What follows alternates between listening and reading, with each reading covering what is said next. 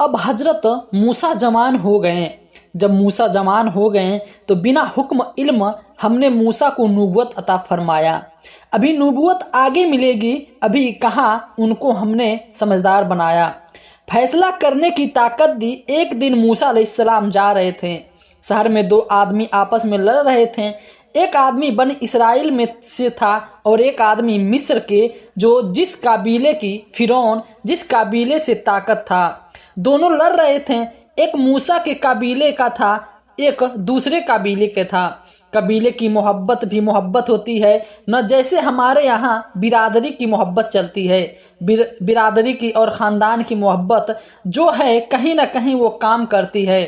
اب موسیٰ علیہ السلام کے قبیلے کا جو آدمی تھا اس نے کہا، موسیٰ دیکھیے یہ مجھ کو مار رہا ہے، میرے اوپر ظلم کر رہا ہے۔ موسیٰ علیہ السلام نے کہا، اچھا تجھے مار رہا ہوں۔ موسیٰ نے اس کو گھوسا مارا، اس کو ایک فائٹ مارا۔ اور موسیٰ علیہ السلام بہت ہی کٹھے تھے، باڈی بلڈر تھے، اس لیے ہمارے نوجوانوں کو چاہیے کہ ایمان کے ساتھ ساتھ باڈی بھی مضبوط کریں، تھوڑا جسم میں جایا کریں، تھوڑی باڈی کو مضبوط کریں۔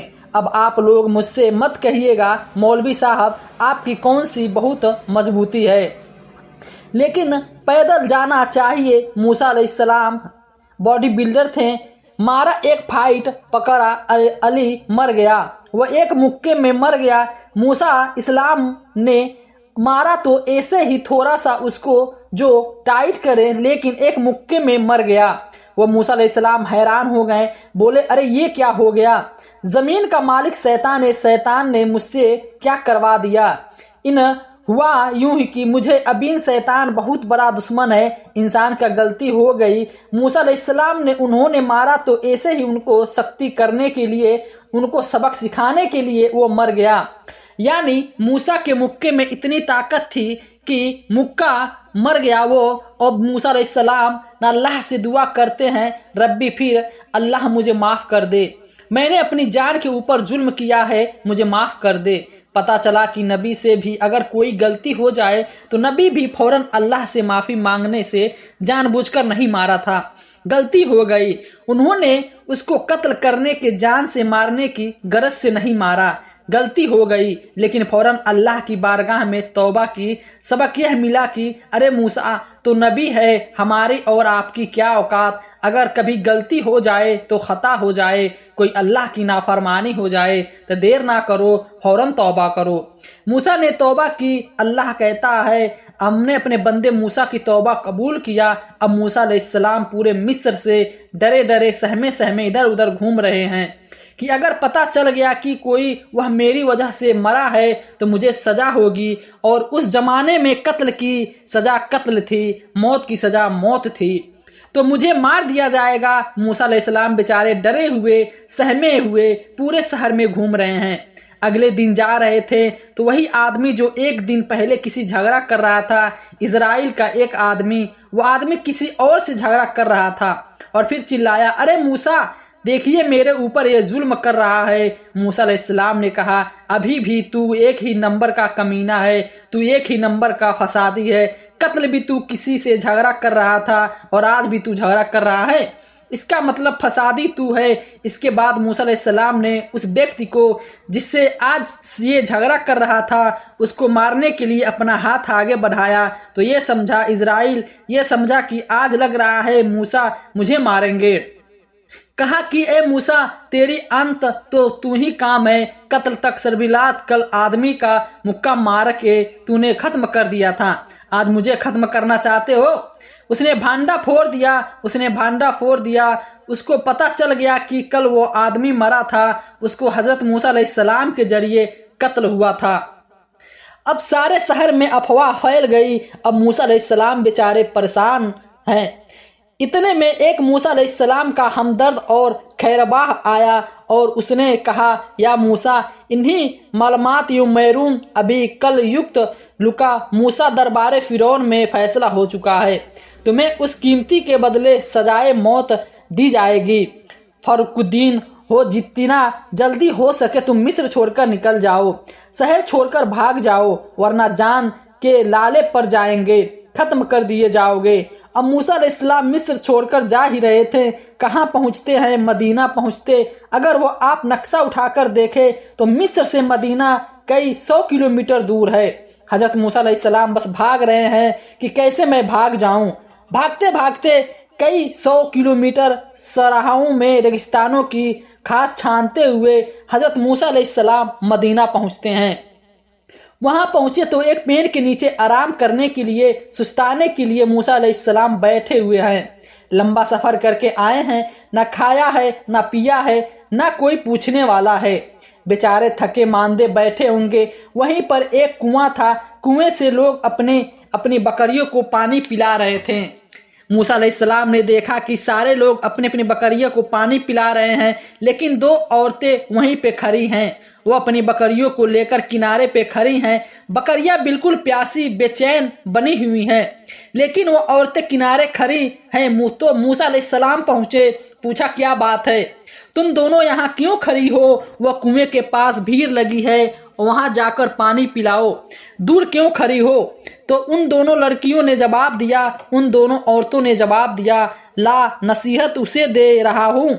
अब नासिर उन कबीर कहा है, आप देख नहीं रहे हैं मर्दों की भीड़ लगी है। हमें पसंद नहीं है कि हम मर्दों के भीड़ में धक्का खाके अपनी बकरियों को पानी पिलाएं। यह हमारी गैरत गवारा नहीं करती। और यह भी सुन लीजिए, अबू सुकून कबीर, हमारा बाप बहुत बूढ़ा है।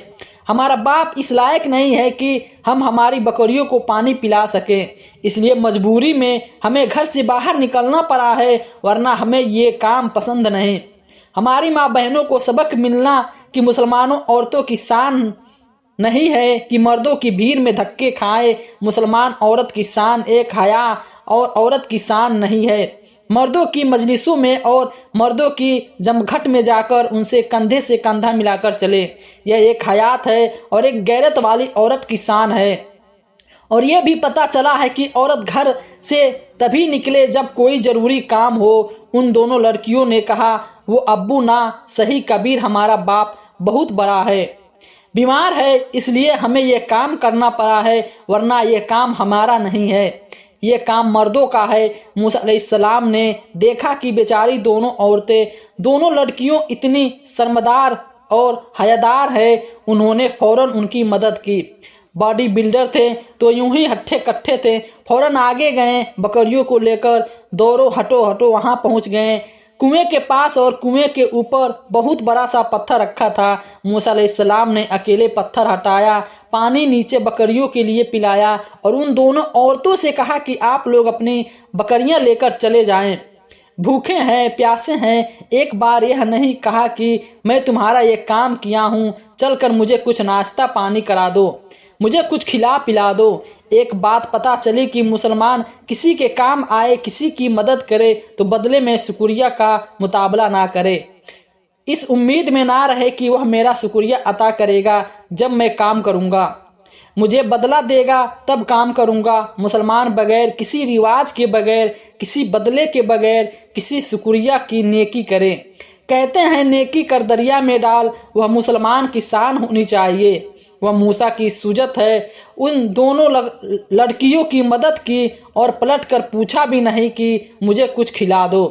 कई दिन से भूखा प्यासा 800 किलोमीटर का सफ़र करके आ रहा हूँ, कहीं कुछ खाने को नहीं मिला, कुछ मुझे खिला दो, पलट के पूछा भी नहीं। दोनों लड़कियों की मदद करने के बाद मुसाफिर अपनी जगह वापस आते हैं, उसी पेड़ के नीचे बैठ जाते हैं और अल्लाह की बारगाह में दुआ करते हैं, रब इन्हीं नीलिमा आंचल तले ज़मीन, इन फ़कीर अल्लाह में तेरे करम का मोहताज हूँ। परवरदिगार तेरी रहमत का मोहताज, वल्लाह शहर से दूर दूर कहाँ, मूसा महलों में महल में परवरिश हुए हैं, नाजों से परवरिश हुए हैं। आराम और आज के ज़माने के हिसाब से हम कह सकते हैं लग्जरी लाइफ गुजारी है, उन्होंने ऐसो आराम की ज़िंदगी गुजारी है और आज हज़ारों किलोमीटर का सफ़र तय करके शहर की खाक छान के लिए आए हैं। और आज ये हालत है कि मूसा की कोई एक अनाज का दाना पूछने को तैयार नहीं। کہتے ہیں اللہ تیرے کرم کا محتاج ہو پروردگار۔ ابھی موسیٰ نے دعا کی، اللہ نے فوراً دعا قبول کر لی۔ ایک نکتہ ملا کہ اگر آپ چاہتے ہیں کہ آپ کی دعا قبول ہو تو کسی غریب اور کسی مجبور کے کام آ جاؤ، کسی غریب کی مدد کر دو، کسی غریب کو صدقہ کر دو اور اس کے بعد اللہ سے دعا کرو، اللہ دعا قبول کر لے گا۔ اگر چاہتے ہو کہ دعا قبول ہو جائے تو کوئی نیکی کرو، کوئی اچھا کام کرو، کسی کے کام آ جاؤ اور پھر دعا کرو، اللہ دعا قبول کرے گا۔ موسیٰ نے دعا کی، اللہ نے فوراً قبول کر لیا۔ سبحان اللہ۔